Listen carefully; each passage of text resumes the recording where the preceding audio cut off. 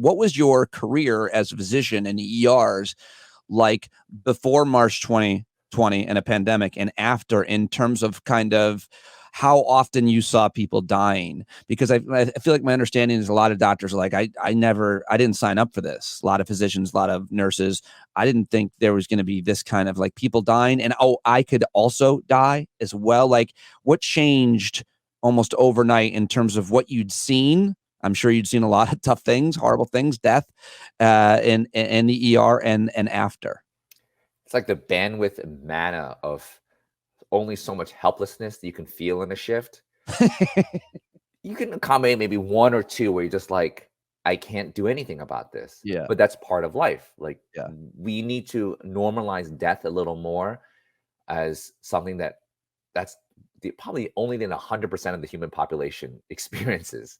So if 100% of us experiences death, then we can accommodate for a little bit of futility, a little bit of feeling like what we do is never enough, and having the bandwidth to even have conversations over end of life decisions, hospice care, and what their final wishes are.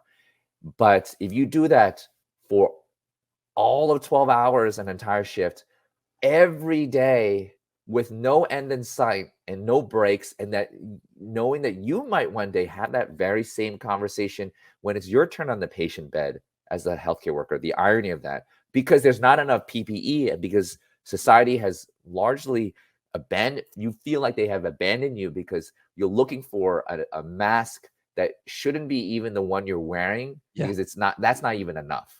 Right. What I'm alluding to is a surgical mask compared to a positive air purifying respirator, things that we see in the movies, right, with Outbreak and Contagion. Those things are the things we need to be wearing, and yet we're hunting for medieval battle armor for 21st century, 22nd century warfare. Yeah.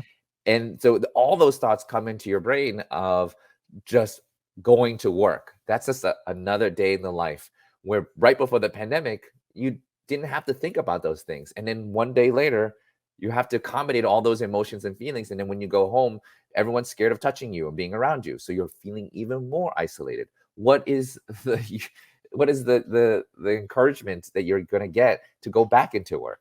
There's no incentive.